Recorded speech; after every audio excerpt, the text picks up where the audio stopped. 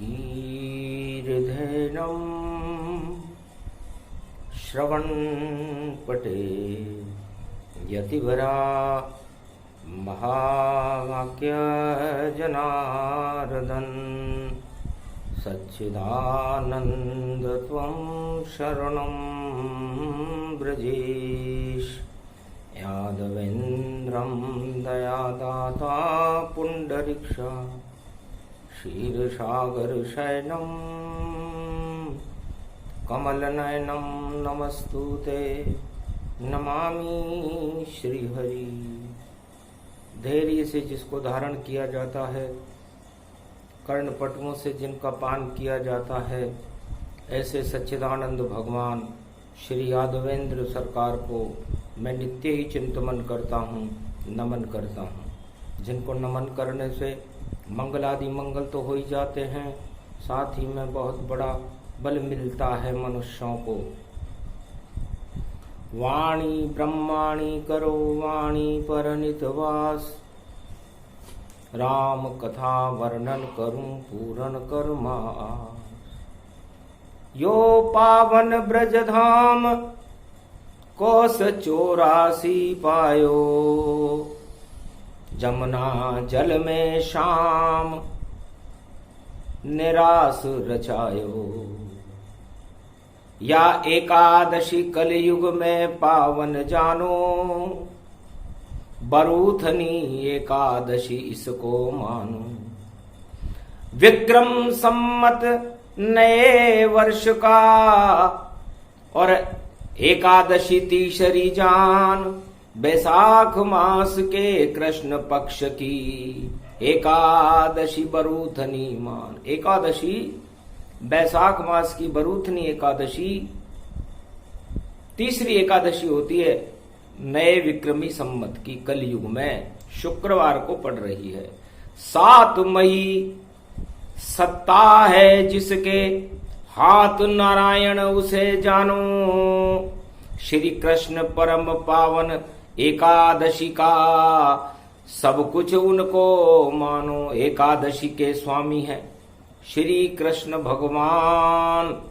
जब जब पड़े एकादशी करते हैं कल्याण। एक वर्ष में 24 एकादशी इस भारत में पड़ जाती है, और जो करता है व्रतवास उपवास एकादशी का, उसका मंगल प्रगटाती है।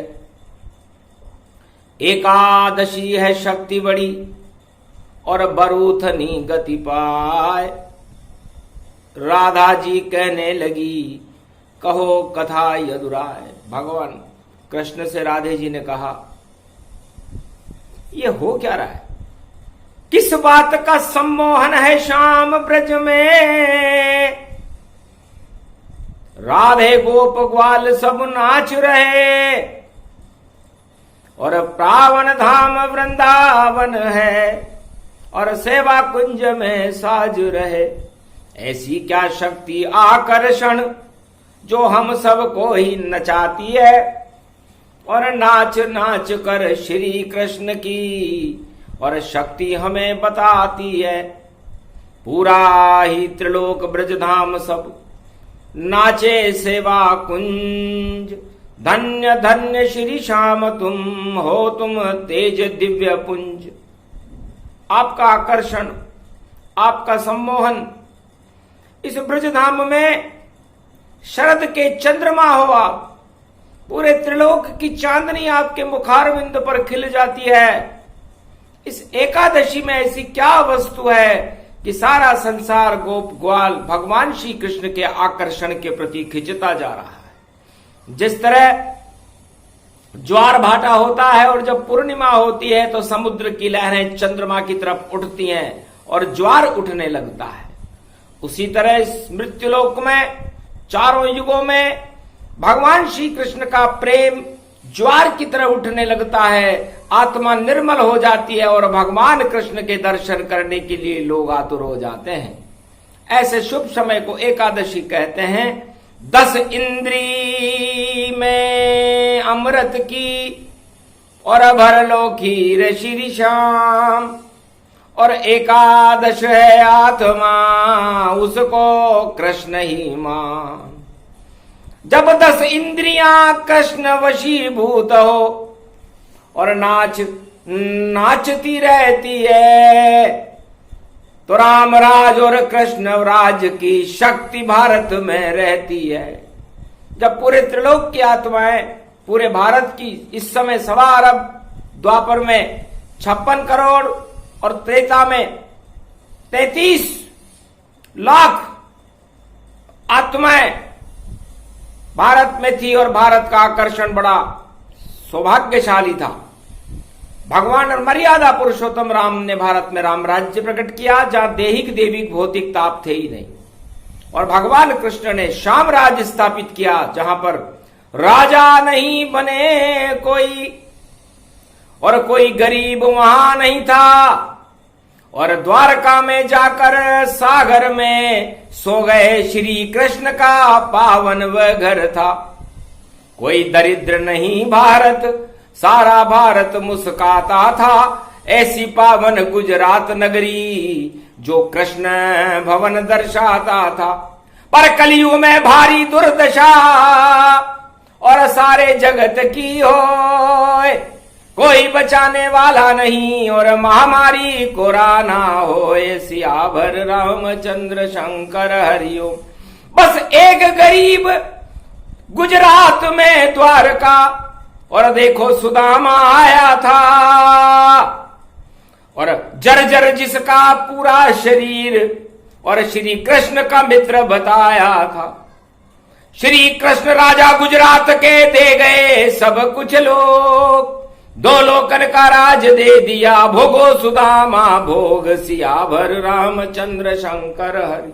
गुजरात का राजा ऐसा हो जैसे श्री श्याम दिखाते हैं, और अपने मित्र गरीब को भी अपने वो गले से लगाते हैं। छोटे हो गए गुजरात के राजा द्वारकाधीश, 2 लोकन दे दिए सुदामा, और 1 लोक जगदीश। 1 लोक के राजा रह गए। 3 मुट्ठी चावल में भगवान कृष्ण ने सुदामा को 2 लोक का राज दे दिया था। राजा हो तो ऐसा हो, प्रजा का कल्याण करने वाला हो तो ऐसा हो, मित्रता निभाने वाला हो तो ऐसा हो, जैसे द्वारकाधीश थे। धन्य धन्य द्वारकाधीश श्री कृष्ण भगवान। पर एकादशी को चावल का नहीं करो कोई पान। भगवान श्री कृष्ण कहते हैं कि एकादशी को चावल खाना मुझे भी महंगा पड़ गया। 3 मुट्ठी चावल को और एकादशी में खाए, 2 लोकन का राज दे दिया, फिर भी छोटा पाए। इतना छोटा हो गया था मैं। इसलिए एकादशी चावल त्याज्यम, चावल खाने का मतलब है इल्टे खाना। इसलिए एकादशी को चावल नहीं खाने चाहिए। अब सुनो कथा बरूथनी एकादशी की, और जिसे श्री कृष्ण सुनाते हैं, और चारों युगों में कथा शक्ति का वैभव सबे बताते हैं। क्यों आती है महामारियां, क्यों कोरोना आए, क्यों हो रही है दुर्गति, और कौन इसे बचाए। भगवान कृष्ण कहते हैं कि जब जब भी ऐसे प्रकृति प्रकोप आते हैं तो राजाओं से नहीं, प्रजा से नहीं, ईश्वर शक्तियों उसे बचाने आती हैं।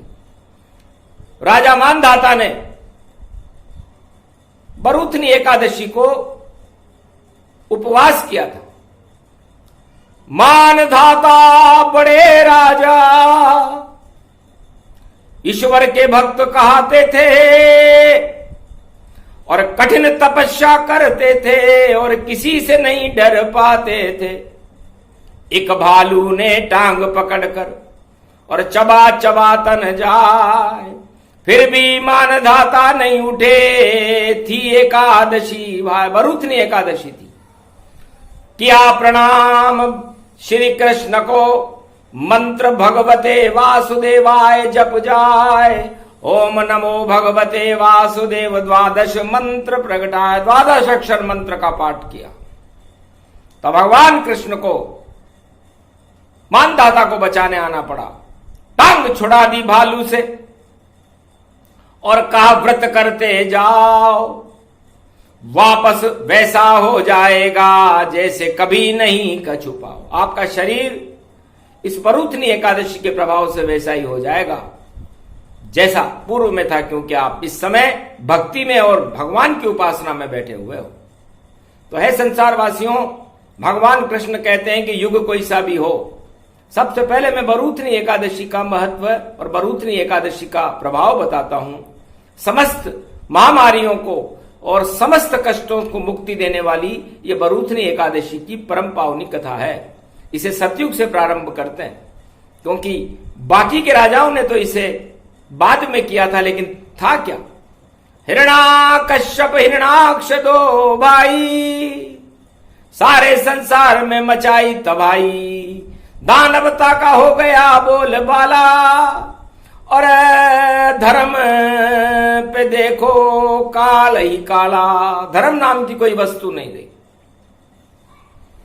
दानवता और मानवता का संघर्ष जब होने लगा, मानवता सिसकने लगी, चारों तरफ प्रदूषण फैल गया और महामारियां फैलने लगी। उसका मुख्य कारण विष्टा का कोट लगा करके हिरणाकश सागर बैठ गया और पृथ्वी को सिराने लेकर देखो उस पर लेट गया। तो सारी पृथ्वी हुई प्रदूषित, महामारी गई फैल, और ऐसा हिरणाकश्यप दानव ने रचा सतयुग में खेल। सतयुग में हिरणाक्ष नाम के राजा ने, जो दोनों भाई थे हिरणाकश्यप और हिरणाक्ष, ऐसा दानवता का खेल रचा कि संसार में दुर्गंध ही दुर्गंध फैल गई। समुद्र सड़ांध मारने लगा। अब ऐसी स्थिति में कौन सा टीका काम करे, कौन सा राजा उससे संघर्ष करने जाए? तब सीधे अवतार ही और अब नारायण पव प्रगटाए, लिया वरा अवतार और सुवर बन गए जा। एक दांत से पृथ्वी को और मुंह में लिया दबाए, हिरणाकश के प्राण हर लिए वापस पृथ्वी आए। पृथ्वी को वापस लिया उसके बुखार बिंद से खींच कर। अब ये तो कथा है। हिरण्य का मतलब होता है हिरण्य गर्भ, आत्मा।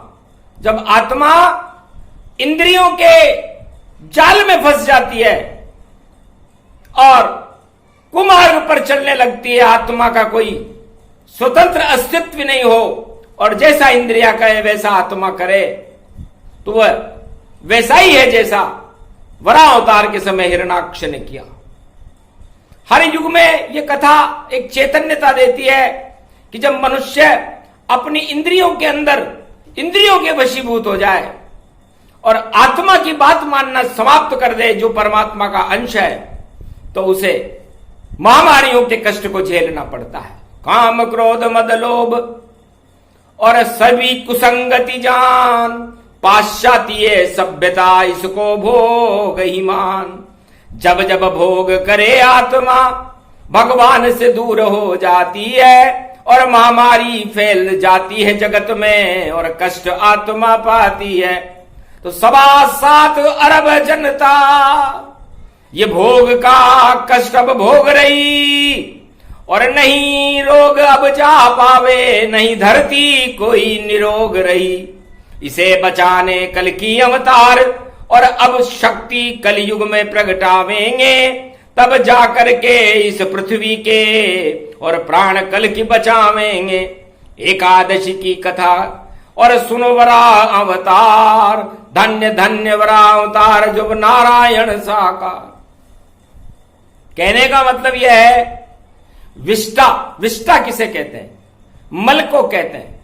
और जब हर मनुष्य सारे संसार में अपनी आत्मा के ऊपर मल लपेटने लग जाए, तो फिर उसका परिणाम महामारियों की सड़ांध और दुर्गंध होती है और सारा संसार दुखी हो जाता है। काल ही कर्म ही जगत ही मिथ्या दोष लगा। इसमें न राजा का दोष है न प्रजा का दोष है, काल कर्म की गति का दोष है। इसलिए संसार वासियों, बरूथनी एकादशी की वास्तविक कथा भगवान कृष्ण कलयुग में शुक्रवार को सुना रहे हैं 7 मई को 2021 में, और ब्रजधाम में सुना रहे हैं। ब्रज का मतलब हम हर चीज को वर्जित करते हैं जो आपकी इंद्रियों में मल पैदा करे, इसलिए इसका नाम ब्रज भूमि रखा गया है कि जो आवे ब्रज भूमि में मल का कर दे त्याग, निर्मल मन से आइए जगे कृष्ण अनुराग। तो निर्मल जन मन सो मोहि पावा, मोहि छल छिद्र कपट नहीं भावा। भगवान कृष्ण कहते हैं कि मुझे छल पाखंड कपट पसंद नहीं है, मल पसंद नहीं है, इसलिए आप मल के आवरण को अपनी आत्मा से त्याग करके अपने शरीर और इस पंच तत्व की देह से हटा दो और निर्मल आत्मा को करके मेरी शरण में आओ, तो महामारी कोई भी आपकी बाल भी बांका नहीं कर सकी। ये महामारी की जनक भगवान नहीं, मानवता और ये मनुष्य हैं।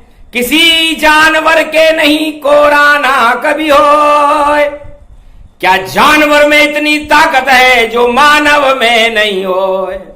इसलिए तो भगवान वराह अवतार बने थे, जानवर बने थे, क्योंकि मनुष्य तो सारे सतयुग को ही बिगाड़ दिया था उसने। सत्य का युग होता है सतयुग, लेकिन हिरण्याक्ष और हिरण्याकश्यप ने वहां दानवता का प्रकांड प्रचंड कुचक्र चलाया और सड़ांध पैदा कर दी, जहां पर क्षीरसागर जैसी आत्माएं रहती है। सतयुग में तो धर्म ही धर्म रहता है, अधर्म का कोई चिन्ह भी नहीं होता।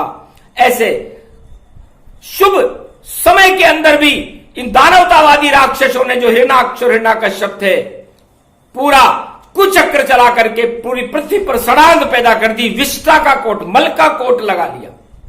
तो आखिर भगवान श्री नारायण को जानवर बनना पड़ा। बड़ा अवतार जानवर जानो, सुवर रूप उसे ही मानो, दांत गड़ाए हिरण्याकश्यप मारा और मर गया देखो सागर में प्यारा, और पृथ्वी वापस देत पठाई, ऐसे जन्मे वराह अवतारी। तो वराह अवतार जानवर का था, इसलिए कलयुग में भी देख लो आप, किसी जानवर पर कोरोना नहीं हुआ, जबकि मृत्युलोक में जानवर भी रहते हैं, मनुष्य भी रहते हैं, पर मनुष्यों की वृत्तियां जानवर से भी ज्यादा नीचे चली गई।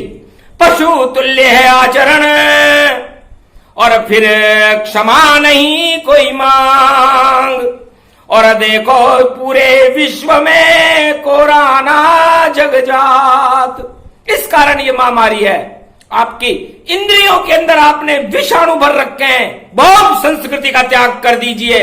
हमारी संस्कृति तो आदि सनातन संस्कृति है, जिसमें 4 वेद, 6 शास्त्र, 18 पुराण और संतों की शरण और भगवान की कृपा का फल प्राप्त करने के लिए भारत में आत्माएं जन्म लेती हैं, तपस्या करती हैं और वापस मनुष्य से देवता बनकर के वैकुंठ को चली जाती है।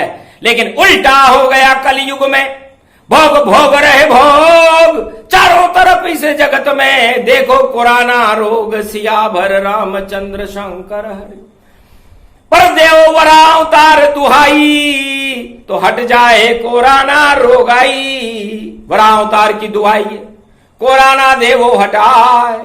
अरे वराह और जानवरों पर कोई कोरोना नहीं आए। इसलिए वराह अवतार की शक्ति जानवरों के अंदर इस समय चैतन्य है, इसलिए उनको कुछ भी बाल भी बांका नहीं होगा। और जो मनुष्य इस पशु वृत्तियों को त्याग देगा, उसका भी बाल बांका नहीं होगा, क्योंकि पशु वृत्ति सबसे अधम अधम अधम गति जान। अरे धर्म का भारत में करो और जय जय जय गुणगान। जब होए धर्म गोल कल बाला, तब दानवता का मुंह काला। लेकिन कोई नहीं चाहता धर्म बोल नहीं बोल, सारे अधर्म में व्यस्त हैं, तोल सके तो तोल। तो मर्यादा पुरुषोत्तम राम तुला राशि में इसीलिए पैदा हुए कि उन्होंने 36 लाख भारतीयों को अयोध्या में तोल करके देखा था कि कौन पापी है और कौन पुण्यात्मा है। जब सारे पापियों को उन्होंने हटा दिया तो पुण्य का पलड़ा भारी हो गया और भारत में राम राज्य हो गया और मानवता स्थापित हो गई। उसके बाद दानवता का सतयुग में अंत वराह अवतार ने किया था। उस पृथ्वी को जो रोगाणुओं से ग्रसित थी, उसको विष्ठा का कोट लगा करके हिरण्याक्ष नाम का राक्षस समुद्र के अंदर ले गया था, उसको नष्ट कर दिया। और द्वापर युग में भगवान कृष्ण ने शरद पूर्णिमा खीर को गोपर ग्वाल खिलाए, सारे भारत के ब्रजवासी लूट लूट कर खाए।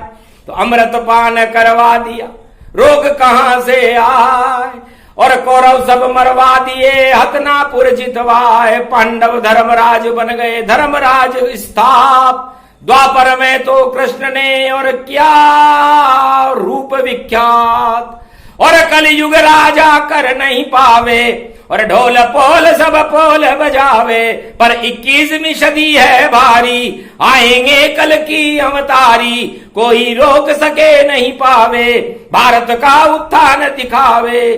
भगवान श्री कृष्ण कहते हैं कि पूरी 21वीं शताब्दी की गारंटी ले रहे हैं भगवान कृष्ण कि विश्व का कोई राष्ट्र भारत को चुनौती नहीं दे सकेगा, और देने की कोशिश करेगा तो नष्ट हो जाएगा। पहली घोषणा भरूथनी एकादशी को जैसे बड़ा अवतार करते हैं, वैसे भगवान कृष्ण कलयुग में 7 मई को कर रहे हैं। सत्य पे सत्ता है, सत्ता किसी की भी हो विश्व में, लेकिन उनके ऊपर उससे भी बड़ी सत्ता नारायण की होती है। इसलिए नारायण सत्य ही बोलते हैं, उनका नाम ही सत्य नारायण है। और आज एकादशी का दिन है, 10 इंद्रियां और एक आत्मा मिलकर के 11 बनती है, और एक जोड़ने से 2 बनते हैं। माया और ब्रह्म से ही ये सृष्टि चलती है, और जीवन इसी को कहते हैं। तो भरूथनी एकादशी है, तो अपनी पशु वृत्तियों को, पशु तुल्य वृत्तियों का त्याग करो संसारवासियों। अपने अंदर क्यों आप मलों की इस विष्ठा को भर रहे हो, और भोग की संस्कृति को अपने अपना करके क्यों दुर्गंध इस संसार में फैलाना चाहते हो? एक क्षण में ही रोक जा सकता है यदि आप अपने आत्मबल को, पावर को, आत्मबल को बल प्रदान करो, अपनी आत्मा को प्रबल बल प्रदान करके अपनी इंद्रियों से इस विष को बाहर निकालो, तो आपकी पीड़ा हट जाएगी और हट जाए सब संताप। देहिक देविक भौतिक ताप सब नष्ट होए तत्काल। फिर तो राम राज गति जाना, नंदन कानन भारत माना है। 33 करोड़ भवानी सभी देव भारत में जानी, इतनी ही जनसंख्या रहती तब राम राज गति पाए। 33 करोड़ जब भारत की जनसंख्या रहे तो राम राज्य होता है, और 56 करोड़ रहे तो कृष्ण राज होता है, और 1.25 अरब हो जाए तो दानव राज हो जाता है, और उस दानवता को नष्ट करने के लिए अवतार आ जाता है। ये जनसंख्या से भगवान के यहां नियंत्रण कक्ष में अपने आप सिस्टम है। जैसे ही बढ़ेगी जनसंख्या, घंटी बैकुंठ बज जाएगी, अवतार प्रकट हो जाएगा और शांति पृथ्वी दिखाएगी। इस तरह आती शांति, और यह है कथा महान, 4 वेद में नहीं मिलेगी, कहे कृष्ण भगवान। सीधी वाणी से सुना रहे जैसे गीता ज्ञान, अर्जुन को सुनाया था महाभारत में कुरुक्षेत्र मैदान। उसी तरह श्री कृष्ण का ये कलयुग का ज्ञान, भारत की रक्षा के लिए और दिया पुण्य का दान। श्री कृष्ण का पुण्य है और भारत को दिया दान, सारे जगत की रक्षा हो, बोले कृष्ण भगवान। इस तरह भारत की रक्षा करने के लिए भरूथनी एकादशी को भगवान श्री कृष्ण अपने पुण्य में से पुण्य दान कर रहे हैं कि भारत की रक्षा हो, 1.25 अरब भारतीयों की रक्षा हो, उनका मनोबल ऊंचा हो, राजा और प्रजा का कल्याण हो, और भारत में कोई भूखा न रहे, दरिद्री न रहे, कर्महीन न रहे, अच्छी फसलें हो, सेना को बल मिले और भारत को शक्ति मिले। भारत विश्व का जगत गुरु होकर विश्व का 21वीं शताब्दी में कल की भगवान के नेतृत्व में सारे संसार का मार्गदर्शन करे। इस कारण इस कथा का पहला प्रसंग भरूथनी एकादशी को बैसाख मास में भगवान कृष्ण ने ब्रजधाम में सुनाया।